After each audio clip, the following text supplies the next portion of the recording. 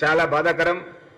తెలంగాణ రాష్ట్ర వ్యాప్తంగా ఒక స్వేచ్ఛాయుతమైనటువంటి పరిపాలన అందిస్తూ కనీసం 4 నెలలైనా కాకముందే అదేదో 5 ఏళ్ల తర్వాత ఎలక్షన్కు ముందు 2 నెలల ముంగల ఎట్లయితే మాట్లాడాలనో ఆ విధంగా ఈ యొక్క బీఆర్ఎస్ నాయకులు మాట్లాడడం అనేది రాష్ట్రంలో ఉన్నటువంటి మేధావులు ప్రజలు అందరూ కూడా ఆలోచన చేస్తున్నారు. ఏంది గతం లోపల వీళ్ళు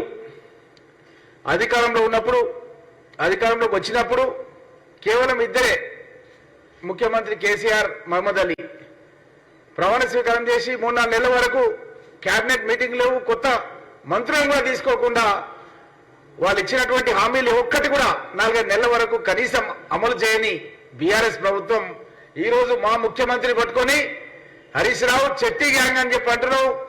తాట తీస్తాం. తెలంగాణ రాష్ట్ర వ్యాప్తంగా ఈరోజు కాంగ్రెస్ పార్టీ నాయకులు కార్యకర్తలు నువ్వు మాట్లాడుతున్నటువంటి భాష గురించి చర్చ చేస్తున్నారు. నువ్వు ఏం చేసినావు? కాళేశ్వరం కాంట్రాక్ట్ పెట్టి కమిషన్లు కొట్టి రంగనాయక సాగర్ దగ్గర 15 ఎకరాల భూమి రైతుల దగ్గర బలవంతంగా గుంజుకొని నువ్వు ఫామ్ హౌస్ కట్టుకున్నావు. నీ బామ్మర్ది ఫామ్ హౌస్ కట్టుకున్నారు. మీ ఫామ్ హౌస్ల వ్యవహారం అంతా కూడా బయటికి తీసుకొస్తున్నాం. మీరు కమిషన్లు తీసుకొచ్చినవి కూడా మొత్తం కూడా మేము కక్కిస్తామన్న విషయాన్ని కూడా హరీష్ రావుకు తెలియజేస్తున్నాం. మీరు గతం లోపల ఏ విధంగా ఇరిగేషన్ ప్రాజెక్టుల లోపల ఎక్కడెక్కడ ఏ కాంట్రాక్టర్ల నుంచి ఎట్లా తీసుకున్నారు, ఏ విధంగా తీసుకున్నారు, అన్ని విషయాలు కూడా తొందరలోనే మేమంతా కూడా తేట తెల్లం చేస్తాం. చెడ్డీ గ్యాంగ్ అంటే రాత్రి కూడా చెడ్డీలు వేసుకొని దొంగతనాలు చేస్తారు. మీ పరిస్థితి ఎట్లుందంటే నువ్వు నీ బామ్మర్ది కేటీఆర్, ఇక కవిత, కేసీఆర్ ముఖ్యమంత్రి, ఆయన చెడ్డీ గ్యాంగ్ లీడరు, మీరు సభ్యులు ఆ దళంలో. మీరు నిట్ట నిలువున ప్రజలను డే లైట్ రాబరీ చేసినట్టుగా పగటిపూట దొంగతనాలు చేస్తున్నారు. మీరు చేసుకుంటా చోరు ఉల్టా కొత్త వరకు దాటైనట్టుగా మీరు దొంగతనాలు చేసి మా ముఖ్యమంత్రిని పట్టుకొని రేవంత్ రెడ్డి గారు పట్టుకొని చెడ్డీ గ్యాంగ్ అని నువ్వేదో మాట్లాడుతున్నావో మా కాంగ్రెస్ పార్టీ నాయకులు ప్రజలు ఎక్కడ కూడా జీర్ణించుకోలేకపోతున్నారు. నీకు తప్పకుండా సరి అయిన సమయం లోపల నీకు తప్పకుండా గుణపాఠం చెప్తామన్న విషయాన్ని కూడా నీకు తెలియజేస్తూ 2018లో మీ మామ రుణమాఫీ చేస్తా అని చెప్పి రైతులకు మాటిచ్చాడు. మరి మీ మామను ఎందుకు అడగలేదు? 23 వరకు కూడా అసంపూర్తిగానే ఉంది. మీ రుణమాఫీ కార్యక్రమం సంపూర్ణంగా ఇవ్వలేదు. మా ప్రభుత్వం వచ్చి 100 రోజులు కూడా కాకముందు నుంచే షురూ చేశారు. మీరు అదేదో 5 ఏళ్ల తర్వాత 5 ఏళ్లకు ముంగల జనరల్ ఎలక్షన్లలో మాట్లాడినట్టుగా మాట్లాడుతారు మీ పార్టీ వాళ్ళు. కాబట్టి జాగ్రత్త. మీరు ఏదైతే భాష మాట్లాడుతున్నారో ఈ భాష పైన అందరూ కూడా ఆలోచన చేస్తున్నారు. నువ్వు మళ్ళా వచ్చేసరికల్లా మళ్ళీ వచ్చే ఎలక్షన్లకల్లా అసలు బీఆర్ఎస్ పార్టీ ఉండదు. ఆ బీఆర్ఎస్ పార్టీ ఉంటే కూడా అన్న నువ్వు ఉండవు అని చెప్పి రాష్ట్ర వ్యాప్తంగా చర్చ జరుగుతుంది.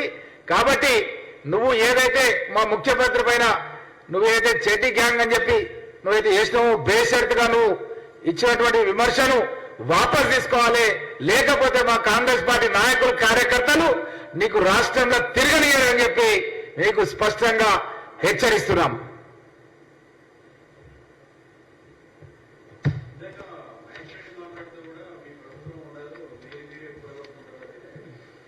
మహేష్ రెడ్డి మాటలకు అర్థాలే వేరులే. అర్థమైంది కదా? ఎవరు పట్టించుకుంటారో చెప్పు. వాళ్ళు ఏంది, వాళ్ళ సభ్యులు ఏంది, వాళ్ళ ప్రభుత్వం ఉండడం ఏంది, ఎట్లా అది ఏమైనా అవుతుందా చెప్పు. వాళ్ళ అలవాటు అది. వాళ్ళ అలవాటు ఏంది?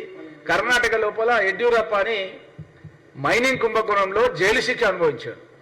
అలాంటివన్నీ తీసుకొచ్చి ఆడ మా కాంగ్రెస్ ప్రభుత్వం ఉన్నది. అక్కడ ఉన్న ప్రభుత్వాన్ని సంకీర్ణ ప్రభుత్వం, కుమారస్వామి ముఖ్యమంత్రిగా ఒక దళిత సోదరుడు పరమేశ్వర నా మిత్రుడు ఉప ముఖ్యమంత్రిగా ఉండి అక్కడ మంచి పాలన అందిస్తుంటే ఎమ్మెల్యేలను కొనుక్కొని రాజీనామా చేపించి దొడ్డిదారున యడ్యూరప్పను తీసుకొచ్చి అక్కడ ముఖ్యమంత్రి స్థానంలో కూర్చోబెట్టారు.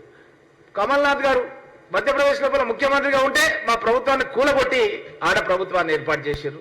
గోవాల మధ్య అత్యధిక సంఖ్యాబలం ఉన్నటువంటి పార్టీ మా ఎమ్మెల్యేలు ఉంటే దొడ్డిదారున వేరే వాళ్ళందరూ కూడా కలుపుకొని ఆడ ప్రభుత్వాన్ని ఏర్పాటు చేశారు. కాబట్టి ఇది బీజేపీ పార్టీ వాళ్ళే ఇలాంటి పనులు చేస్తారు. కాంగ్రెస్ పార్టీ ఎప్పుడు కూడా చేయదు.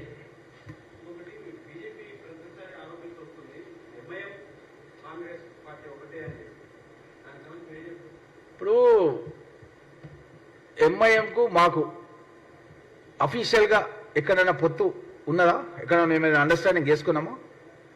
ఎప్పుడు కూడా చేసుకోలేదు. ఎంఐఎం వాళ్ళు ఒక్కొక్కసారి ఒక్కొక్క విధంగా స్టాండ్ తీసుకుంటారు. వాళ్ళు అన్ని పార్టీలతో కూడా పనిచేసిన సందర్భాలు మీకు మాకు అందరికి తెలిసిన విషయమే. స్థానిక పరిస్థితులకు అనుగుణంగా వాళ్ళు మద్దతు తెలపమని చేస్తుంటారు తప్ప వాళ్ళు స్టాండర్డ్గా ఒక పార్టీతో అంటూ ఎక్కడ కూడా లేరు.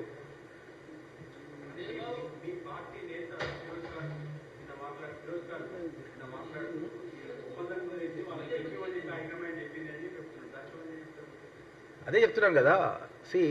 ఒక్కొక్క సందర్భం లోపల ఎంఐఎం పార్టీ వాళ్ళు ఒక నిర్ణయం తీసుకుంటారు. ఇప్పుడున్న నేపథ్యం లోపల ఎంఐఎం పార్టీ వాళ్ళు కాంగ్రెస్ పార్టీకి సపోర్ట్ చేస్తుండొచ్చు. ఏది వాళ్ళ క్యాండిడేట్ వాళ్ళకు ఉంటాడు, మా క్యాండిడేట్ మాకు ఉంటాడు, వాళ్ళకి లేని క్యాండిడేట్ ఉన్న జాలలో మాకు చేయొచ్చు. దాంట్లో తప్పేముంది? గతంలో కూడా చాలా సందర్భాల్లో చేసిరు. అఫీషియల్గా అయితే మాకు ఎలాంటి పొత్తు లేదు. Okay, thank you.